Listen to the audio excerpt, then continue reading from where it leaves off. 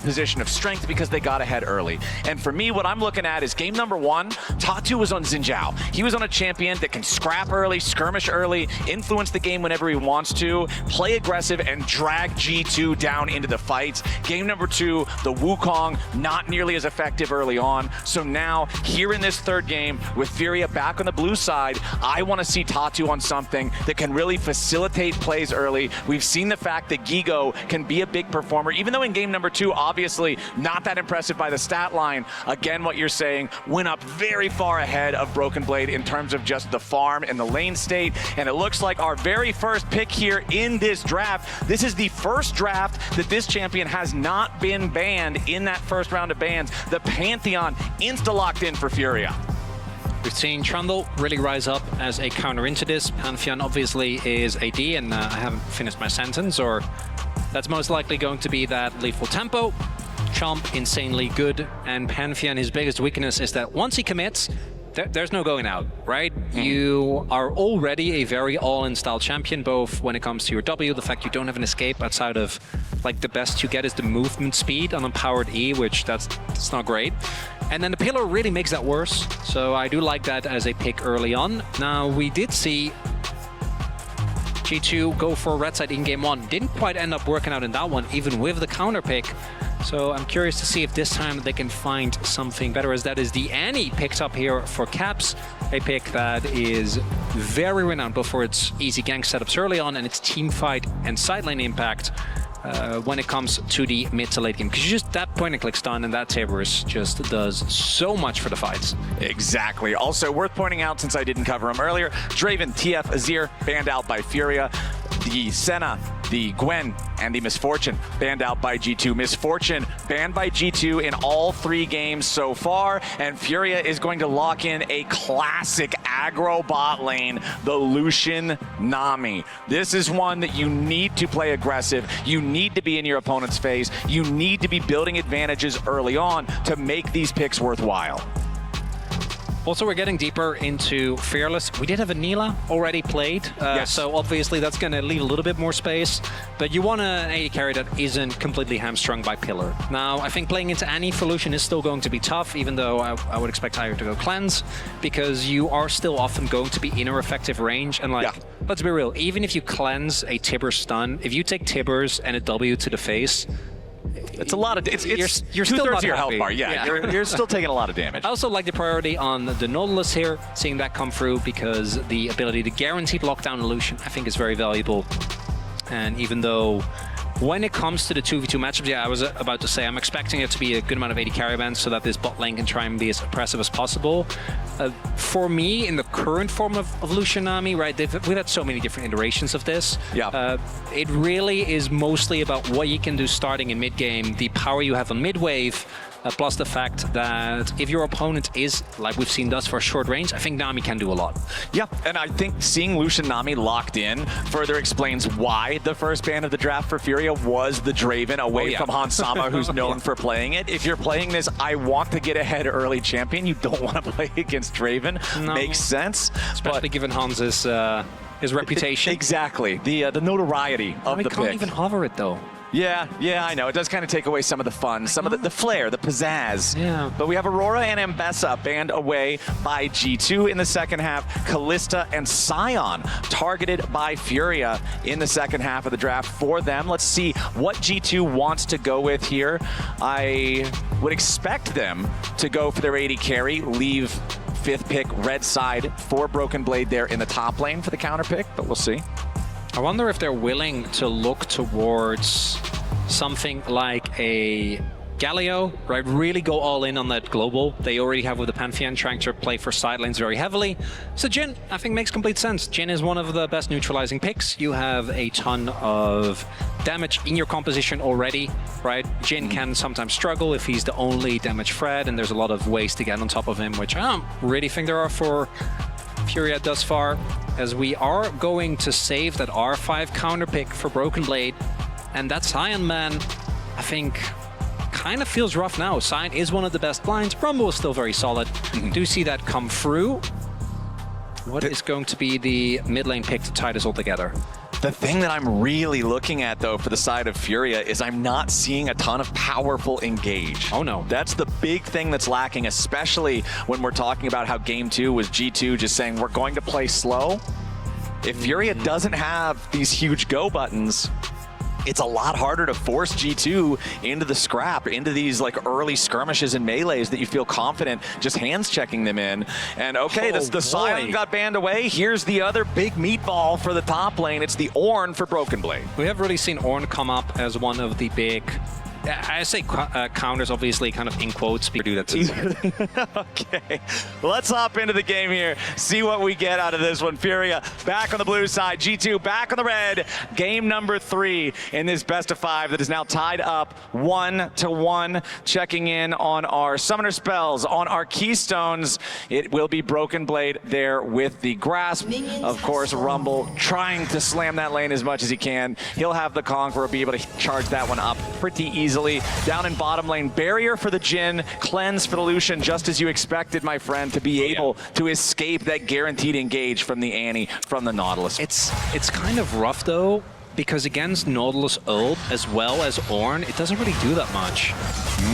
Labrov immediately ready to jump in on Ayu here, but he takes the losing end of the trade with half his health now gone already, chugging a potion. A lot of early trading I'm expecting here. Both teams going to fight very, very aggressively for that level 2. Tons does it the 4th shot, but did lose bone plating already. We'll see if Jojo and Ayu can find it, because if you lose level 2 early on, I think it's really hard to regain control, and they obviously have to play very respectful of the power of that hook. We also see Eri, Effortuts, would hope to see him on this Orianna try and have as much of an aggressive laning phase as possible, but into the Annie, I think that's kind of rough, and it's kind of an issue that we do often see when playing into the Annie. You can either try and pick something else that's also short range, kind of take the blow and then go from there. That's cleanse gone. Yep, nice use of the level 2 advantage from Hans and Labrov, guaranteeing that they're putting that early power to use there. When Lucian and Nami fall behind early, man, you know you are not having a great time down there in the bottom lane. Props to Hans Sama and Labrov. Game number 1, they were slamming that 2v2, had a massive advantage for themselves. Game number 2, not quite to the same degree, but we're still up, I believe, overall around the end of the laning phase, as both of our junglers on the bottom side of the map right now, starting top side, doing that full clear type of path down here into the bottom part. As I really, again, just want to highlight, I want to see Tatu getting involved. I want to see Tatu making plays early and starting to scrap with these guys. Really have to make an impact on this Pantheon. As a right now, kind of, as we get the hook. Yeah, nicely done from Labrov. Remember, there's no cleanse from Ayu. He has to flash, guaranteeing that he stays safe, because if Hans flashes first and gets that auto fired, you know that there's problems for Ayu. So Ayu forced to use the summoner. That's both summoners down on the Lucian, just 3.5 minutes into the game. I also don't think there should be a ganking opportunity here with that ward in the position that it's in. There's also Skewmon in the area. And yeah, as you highlight, it's the 4th shot, right? If you end up getting clipped by that, you have to preemptively flash. If you're too late and the auto is already in the ways, Skewmon. Yeah, Caps has already made the flash engage here onto Toots, but he does not get the kill. Skewmon thinking about trying to go for that chomp, maybe if FURIA overchases.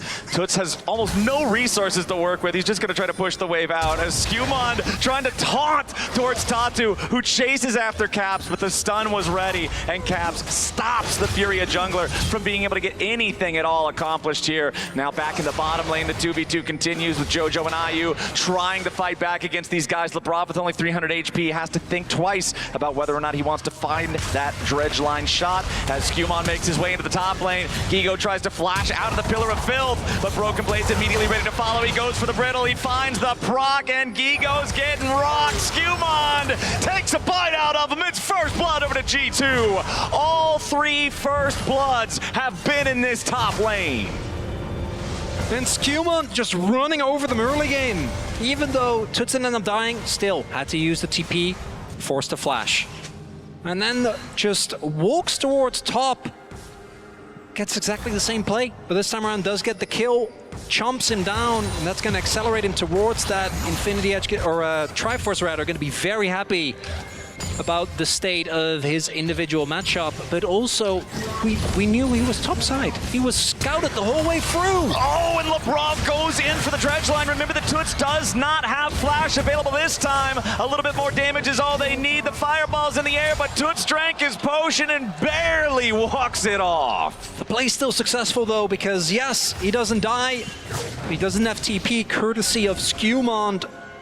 So that is going to be Toots being forced to go back, and Tatu just kind of watching his lanes fall behind, and he's been trying to get involved, right? We saw him in mid, was there, but even with the empowered movement speed, he's not able to actually make his way over toward any of the targets there. And if all your lanes are starting to fall behind early on, your first ult has really got to hit, right? This is something we always talk about with champions like Pantheon, like Nocturne, to a lesser extent with Galio as well. TF is another classic example. Those first ults any of these semi-globals matter a lot. Any semi or actual globals. But with Pantheon in particular, this champion just doesn't skill that well when it comes to competitive play, when it comes to the 5v5. So if you don't make an impact early, and that's not even, again, as we already highlighted, talking about the rest of the draft. Yeah. Where falling behind is a death sentence for a lot of these champions. It's tough. If G2 wants to slow the game down, there's not a ton of those huge go buttons like we already talked about on the side of FURIA to force them to reconsider, to make sure that G2 can't just play their G2 game. Skewmond already starting off here, looking for this first Drake nice and early. Caps caught out though, Toots going in! Toots finds the solo kill on Caps as Broken Blade makes his way over and works together with Tibbers to avenge the G2 mid laner. A 1-for-1 trade in mid as Skewmond will take the Drake in the meantime. 1-for-1 plus a dragon, that's a deal that you'll take. Nice arrival there. Caps getting a little bit caught off guard, I think, there by the damage coming through from this Orianna. But there's not that much to be gained, right? Even the bot side wave that isn't picked up by anyone from G2, there wasn't like there was really an opportunity there for Gigo to get more out of it. Because I will soon have access to that level 6 when I think the current form or the current iteration of this solution is going to feel better. But do note, he did go for PTA. So what you see often is if you really only want to play for your calling, where you just dash in calling, they're half health, and that's it. You play first strike instead. Understandable, given the lane, you need more power, so I went for PTA. But it does mean to get value out of that, you need to get into more dangerous positions, although that calling, as we can see there, still does a lot of damage. Yeah, chunks them down to a little bit over half HP each. Still control over the lane for IU and JoJo. And you can also see Tatu nearby. He'll start up the grubs, but because he's Pantheon, he also has the ability to immediately join a fight if G2 tries to find something up there in the top lane. Even down in mid, easy for him to rotate over. And since Toots has control over the mid lane, he's got that wave shoved up underneath the tier 1 turret. That means it's total control over the top side river. Should be a guaranteed 3 grubs for the side of FURIA. Skewmond and G2 have to be aware of this. Skewmond's just going to go into enemy territory, take the jungler's favorite camp, the enemy chickens, as Toots isn't going to be able to stop a whole lot about it, but he at least will slow it down. Skewmond actually... As Skewmond not able to get more out of that. And I think it also makes sense because topside, I guess, Ansama and Lebrov, the bot lane was substantially chunked. And then Skewmond also hasn't backed since that kill, right? So he's still sitting on just the Sheen and the longsword. So I don't think you really want to fight. A couple of one-item spikes that are going to be really big for G2 are imminent as here we go again. Immediate engage from Caps. Counter shockwave from Toots, though, as Tatu jumps in for a little bit of extra damage onto the G2 mid laner. Tibbers will die to Pantheon's spear underneath the tier 1 turret. Broken Blade joining there, but the 2v2 is no kills for either side. This play doesn't quite work out though, because the bot lane, Gigo is just unmatched. Will be able to pick up a plate of his efforts and doesn't have to be as worried about getting punished because Broken Blade doesn't have his ultimate. Still needs to be careful for the knock-up, but able to dodge the pillar, speeding himself up and will be fine. Easy to walk that one off. You can see Skewmond wanting to go back in, maybe look for more opportunities to farm, or maybe even scrap here with Caps. Pillar of Filth comes down. Tatu immediately jumps in to try to dissuade Skewmond. Blocks a lot of damage there with the shield, but still has to flash back over the wall. Trundle is so powerful in those types of situations. He already used the Subjugate. He was sapping the stats from the Pantheon, and it just makes it so impossible to stand and fight. So they at least get the Summoner spell out of the FURIA jungler.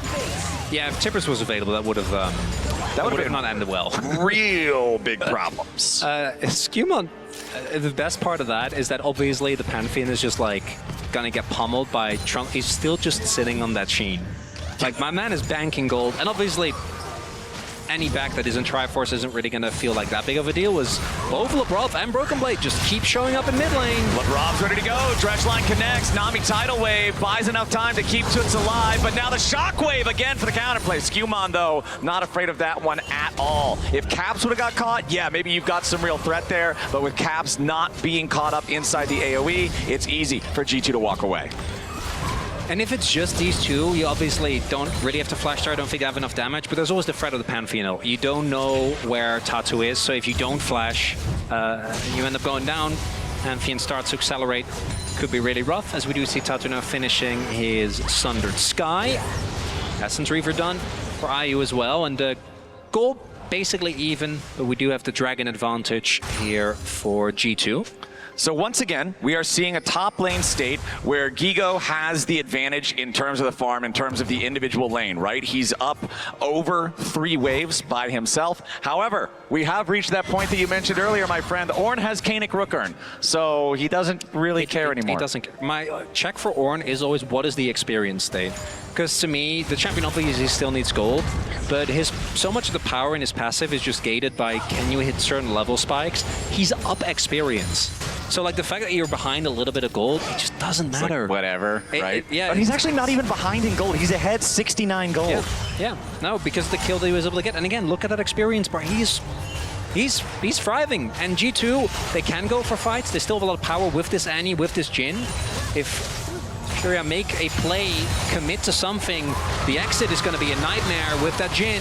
Oh, bunch of damage from the culling there. Looked like that was what? IU hitting Labrov about 80% of the bullets that he could have fired total. Labrov takes a massive hit from that, as now FURIA, with the chunk on the enemy support, looking to extend their control over this bot side river. Skewmond still hanging around though. Labrov walking close to the dry brush, does get found out. Tidal Wave over the top. Labrov taking a ton of damage, and Tatu gets the kill. FURIA ties this game up 2-2. In terms of the kill count, it also buys them control over this bottom lane. It buys IU the opportunity to get some plate money. Tatu going in for the ulti, but the Grand Starfall is not finding a close enough landing point to Hansama to make anything else happen. It will, however, force the G2 jungler and AD carry further back. It will allow IU and JoJo to get a second plate off of this turret for a grand total of 3 so far, and it opens up the bottom lane river for FURIA to now start up the Drake. But the problem is the Scryer's trinket has already been used by G2. They know that FURIA is going after this, and FURIA has already used a lot of tools. They wanted to use them to make those kills, but now it's Skewmond getting caught out. He has to flash to try to get away, but the curtain call is opened up. The bullets are firing off, and once again it's G2 grabbing the feet of Warfare. FURIA has overplayed their hand, and G2 is happy to punish a little bit of a juggling going on here in mid lane as Touch is caught out and beat down, and Caps is getting paid. When the play started out, I thought that G2 had overstepped, but I think FURIA just a little bit too over-eager there to dive into that choke point. They had full control of the choke point leading into River. I think if they play that slower there, it's actually really... So take a look here. Imagine that instead of going all the way in here trying to take down Caps, they just hold the space. The hook copy found Skewmond's out of the play, but against Jhin in particular, he is completely unchecked. There's no one that can come close. Gigo shows up, but at that point doesn't really get to offer anything. And the long-range re-engage that is available for G2 is just a really, really big issue. And it felt like for FURIA to now start up the Drake, was the moment. Problem is the right there. Trinket is already... Where I think if you find a big decisive fight there with your composition, yeah, and you get the dragon, and you get a couple of kills, I think things are good. It's not done yet. You have another chance here at the Herald, but definitely a big win for G2. This is the first game so far in this series where the first two Drakes aren't split 1-1. Yeah. And I think when we're comparing these compositions, when we're looking at this FURIA squad that needs to get ahead early, like you said, that is pretty damning evidence against them. That is a big issue. Now, if this Herald goes the way of G2 as well, now you've got some real serious problems. IU, though, lands a little bit of damage with that calling, but Hansama doing a good job avoiding the majority of it. Tatu going top here yet again is going to find a G2 ward in this Pixel Brush. Skewmon standing on top of a FURIA ward himself. Lebrav will now also join up in that Tri-Brush, and as soon as they use the Sweeper's Trinket, they will know. They have to go for this, right? Like, I don't think you can give over Herald against a composition like G2's. Ornn is going to give so much value to the enemy team, and I think in the 5v5, just playing straight up late game, it's not even like, oh boy. All right, let's see how well he can hit these. Might not even get to shoot the fourth one. Nope, Tidal Wave arrives in time. It's something nice you can do with Nami to stop the Jhin ult. But it's nice, but I think the Herald is still going to be gone.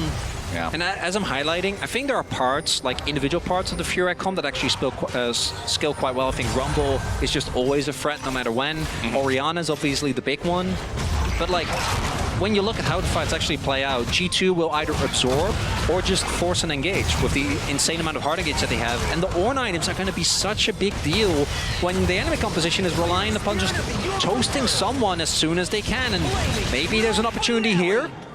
Broken Blade. He'll take a little bit of damage here from this Flame Spitter, but honestly, the Kaenic Rooker, it gives you so much health, so much MR. He's got a second Negatron Cloak in inventory too. The Rumble just can't burn through him. I honestly, if he had more vision, I think if he knows there's no one there, he just turns it. With the ult, I think you can just cook him. It's the Kaenic Rooker plus a cloak. It's a lot of magic resistance. You're not getting through. The next time we have his stats pop up in the bottom left here, I want to see exactly how much MR he's at this point in the game, because Broken Blade is just insanely tanky. 199 MR, 17 minutes into the game. Now, I know Rumble is a powerful mid-game champion. Yes. But that is also a powerful deterrent to a mid-game champion. I don't know, maybe he can get the shield.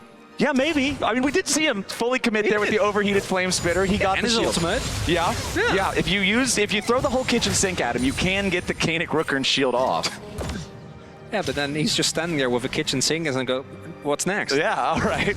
Where do we go from here? Now, with the Drakes not quite reaching Soul Point yet, and the possibility of Ocean Soul being fine, but I think Ocean Soul really low on the list of big problems. Maybe looking for a punish on Caps here, but like realistically, can you really get him?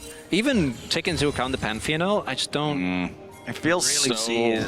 Tough, especially if Skewmon's coming up there, man. This feels like FURIA serving themselves up on a silver platter. They're thinking better of it. They're backing away. Maybe if Caps steps up a little bit too far here. Skewmon gonna come in, look for Toots. There are reinforcements on the way. Yeah, we're gonna get teleports from both sides. Grand Starfall, defensive positioning out of that one. Broken Blade knocked up into the air, but that's not the target you can go after. The Ornn is so tanky, flashes out, going to buffer through the tidal wave there. A lot of damage on the Skewmon, but he ain't dead yet. The Ornn goes through onto 4. Tatu's gonna die, and Caps cooks him up. G2's gonna lose their mid laner right on back. Such critical health bars on both sides. Only Toots and Hansama still with a lot of resources to work with, but FURIA's hanging around, trying to do more damage to the tier 1 turret. Gigo in the Tri-Brush, has to be careful here. Skewmon stepping forward, they'll just clear out the ward. Everyone came to the fight. Everybody was there. Summoner spells, ultimates all over the place, and it's a 1-for-1 trade.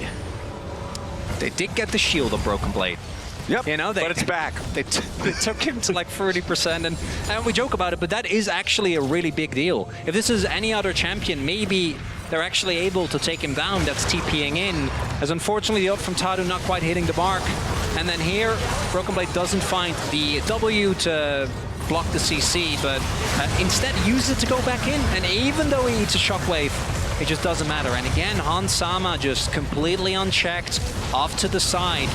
And this is only remotely close because Gigo is able to do so much damage with just multi-man flame spittering them down. Yeah. I don't know if that's enough as, oh, Toots. Toots is in real trouble here. Cap's ready to follow it up. Toots does a flash to try to get out, but it is a little bit late. Gigo finds Caps as Skumon was so preoccupied trying to find the kill. There was enough space between him and his own mid laner that Caps gets picked off, but they will still get themselves the tier 1 turret in top lane for the side of G2 Esports. Skumon will take that as he leaves. Tatu is starting up the Otacon on his own.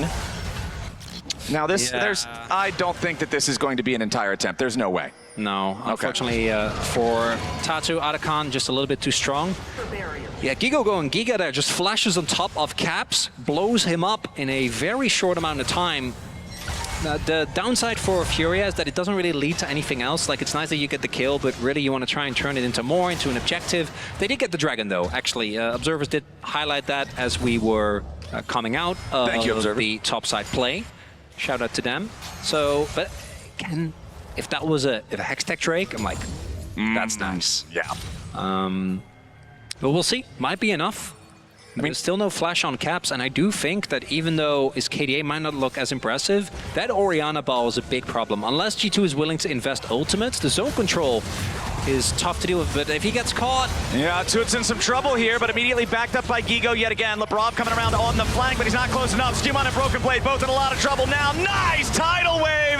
Broken Blade still alive for now, but finally falls. Hansama and Lebrov trying to get a little bit back here. Onto Jojo, onto Ayu, but instead, it's just another kill. Back to FURIA as they get themselves 2 for nothing and a ticket punch straight to Otacon.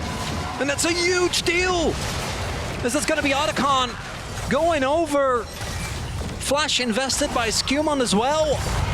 The mid lane turret will fall, so G2 punches back, but I think you're still going to be pretty happy with that as a trade, as... Yeah, he sees Dynami and is like, no, never mind. Yeah, he's like, all right, we're just gonna, it's a little bit of fast and furious racing here as the Herald finally hits the ditch and Skumon will try to take the blue buff and get out, but that fight, a disaster here for G2. Let's take another look at how it started. So what I think is remarkable, I actually think that there is a world where you can make this fight work for you, because they do invest a lot taking down Broken Blade and Skumon, right? Like, Broken Blade is able to stall for a little bit with the ram, but still gets taken down. But this attempted pick onto Ayu there, when there's not enough follow-up, Caps isn't in a position to help. I don't think it's going to work. Look at all the ultimates that were down at this point already. If you play it slower, you look for a re-engage when so many resources have been used, might have been an opportunity. There was a lot of health as well that was still found, but instead, a little bit too much is nicely done there by Jojo. Uses the heal for the movement speed. Yep. Won't get hooked. And it's a small win for FURIA. I still don't think it's enough. Broken Blade has started upgrading now, already given out one to himself as well as Hansama. But it is a reminder that as much as I think FURIA's comp might struggle a little bit when it comes to actual clean 5v5s, this comp has so much damage. Well, I mean, in that last fight, it wasn't a true 5v5, right? Exactly. Like, Caps is separated off. Then you also have the duo of Hans and Lebrov separated off. It was a 1, a 2, and a 2. As Broken Blade fires a nice ulti to hit Ayu. He tries to use the cleanse to get away. He's already used the flash, and Ayu is down. Jojo wants to get away, but he's stunned up at the very edge of the curtain call. And G2 just found exactly what they were looking for. Caps picks up the second one. Oh, the hook? Hook onto Toots, but a nice counterattack there with the shockwave to lock them all up. But G2's got a counter to the counter, and they are gonna slam through FURIA.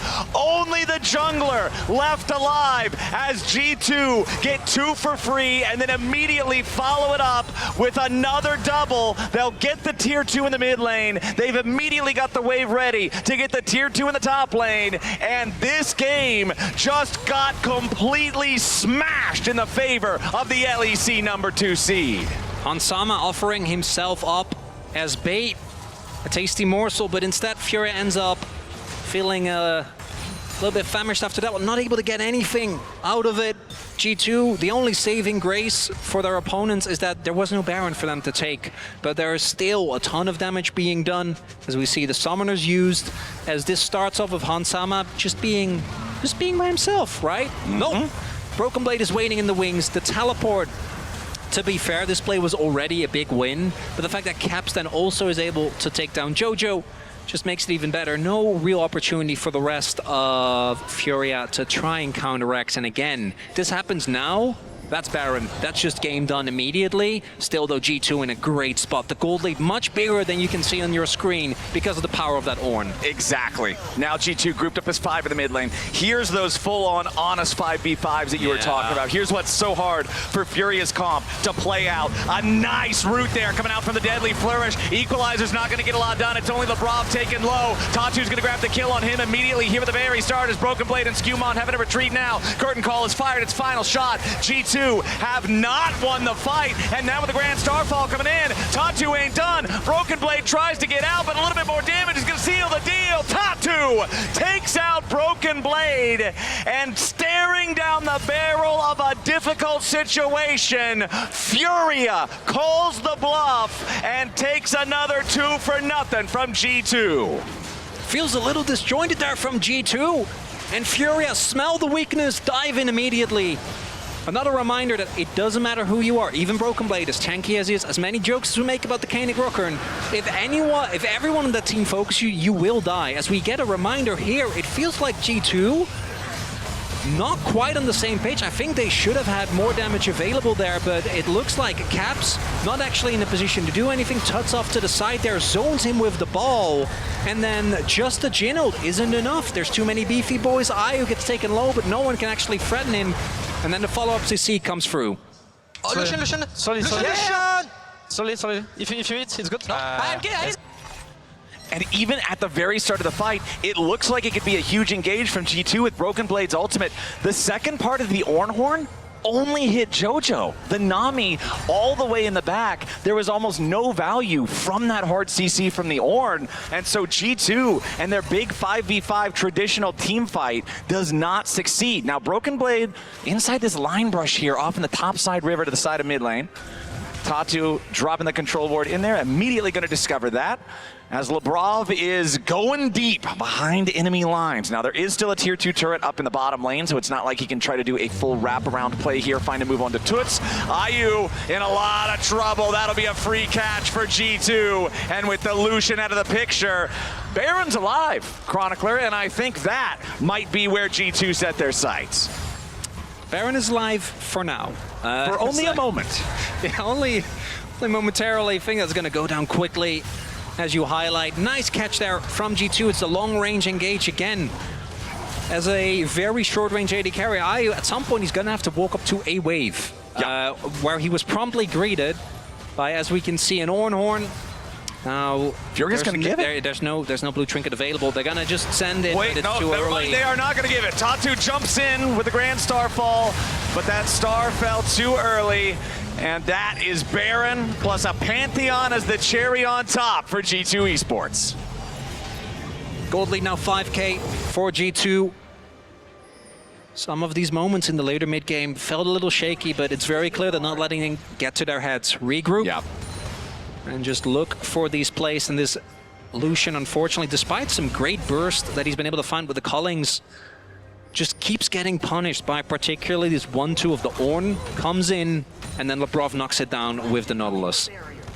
All right, Skewmon now. This is what we started to see later on in game number 2. Once G2 gets ahead, they move into the jungle, they set down all the wards, they make it so the entire map is fog of war for the side of Furia, and you can see things are looking awfully dark out there, my friend. If you are Furia, it is so dangerous to walk into any of this. There could be Ornn waiting, there could be Annie waiting with a stun primed up, there could be the Nautilus waiting for the point-and-click ulti to guarantee that you're not getting away, and now G2 setting up the siege down here on the tier 2 turret.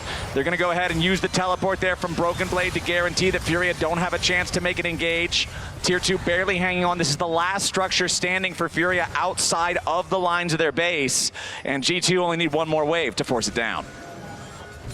G2 just trying to play as calm and collected as possible. Ornn items coming through across the board. Only a few more left until anyone, or everyone rather, is kitted out. Feeling good. It's Rebel Baron power play. Gonna try and play for an inhib. Okay, Broken Blade, frontlining here. Again, just not afraid of that damage. Calling a bunch of it hits him, but not to great effect, as they've still got that powered up cannon minion slowly chipping away at this turret. If we're looking at Ornn items, they're empowered now for the Annie and the Trundle, alongside the ones that we already mentioned for the Ornn and the Jhin. As here it goes, G2 going in for what could be the game-ending play. They do catch JoJo, and Caps guarantees he's already down, but Caps is traded back.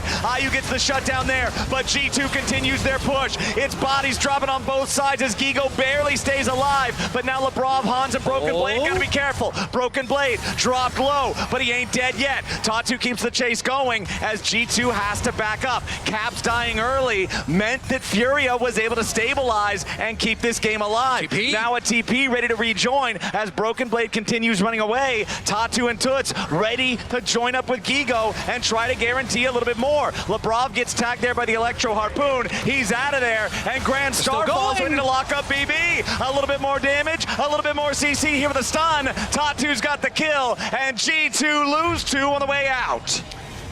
And it will stifle some of the Red Bull Baron power play. It'll also mean that an Ocean Soul setup comes through, which I'm given how this game is played out, I'm still not quite sure how they managed to get 3 of those.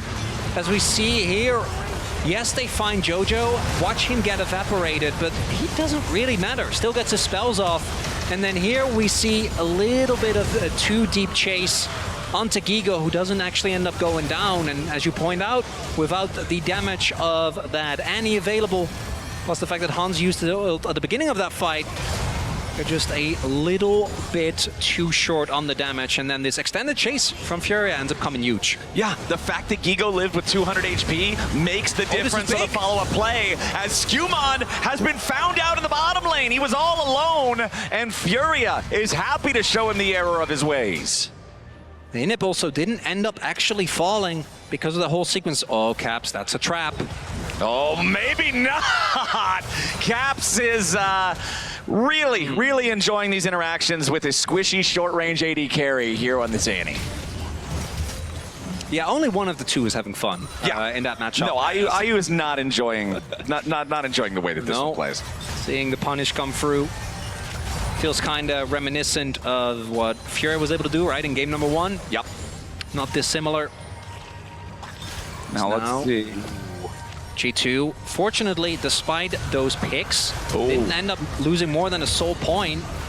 Toots with the flash over the wall to guarantee that he doesn't get caught out there by Caps, but now Labrov could be in a little bit of danger. The Nautilus is not particularly tanky. Tatu just steps up, puts the spear in his back.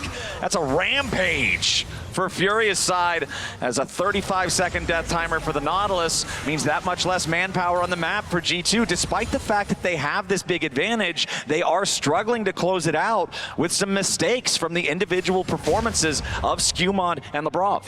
It really does feel like the positioning is slipping a little bit as we get deeper into this game, right? People are just getting caught left and right on waves, and this time there isn't really a counterplay, as the vision should be in favor now, and that's alone is not enough. We need to see FURIA also actually get a juicy target in front of them, because otherwise I don't think this little pick is going to matter too much. But what they can try to do is just maybe put G2 in an uncomfortable position, just start up Nash on cooldown, hope someone overextends. Now again, G2 do have some great face checkers, particularly with Broken Blade.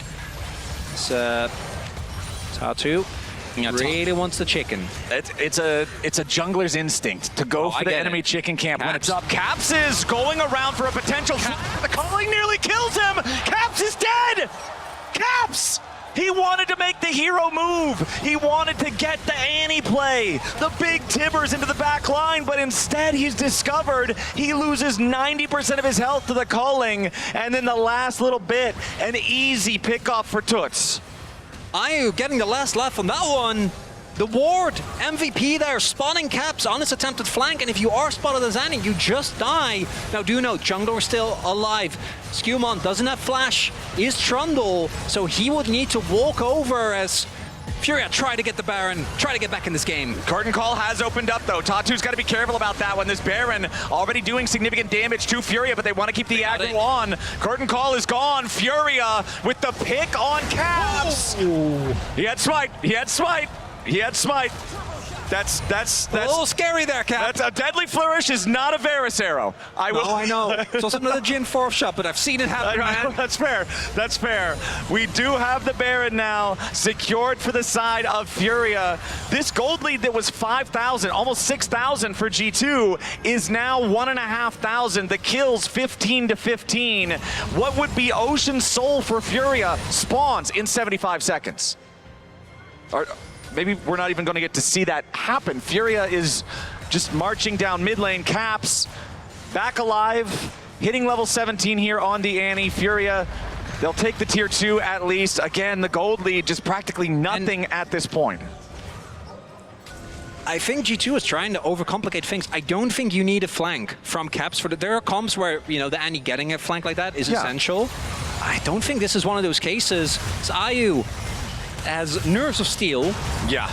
He is ready to play to the limits here with the Lucian as he steps up with a calling. Broken Blade's going to try to block most of it. The Equalizer also already used. That's a couple big ultimates from FURIA for not great result here onto the health bars of G2. Now, Caps coming around from the side. Keep your eyes on the Annie. He's got the flash ult. They try to go in for the ultimate there from the Nautilus as Caps goes in for the engage, but he only engages onto Jojo. Tatu's here on the front line. He's about to be taken out. Caps barely keeping himself alive as Giga's about to die here too. Toots stays alive as IU gets the kill into Caps, but now the carries on FURIA gotta try to escape. G2 have found a massive fight. They found the AD carry, and it's a double kill for Skewmond as he takes a big old bite out of Brazil's hopes in game number 3. It's G2 versus Toots for the next 25 seconds, and G2 are barreling down mid lane. The inhibitor about to fall. The minion wave already ready, and Broken Blade so tanky, he'll take a shower in Nexus turret shots before he backs off. Labrov goes in for the dredge line. They'll lock up Toots. They'll lock up this game. It's G2 after a 37-minute battle, taking game number 3. And the fact they got IU there at the end, I'm pretty sure he got just, despite his fest, clipped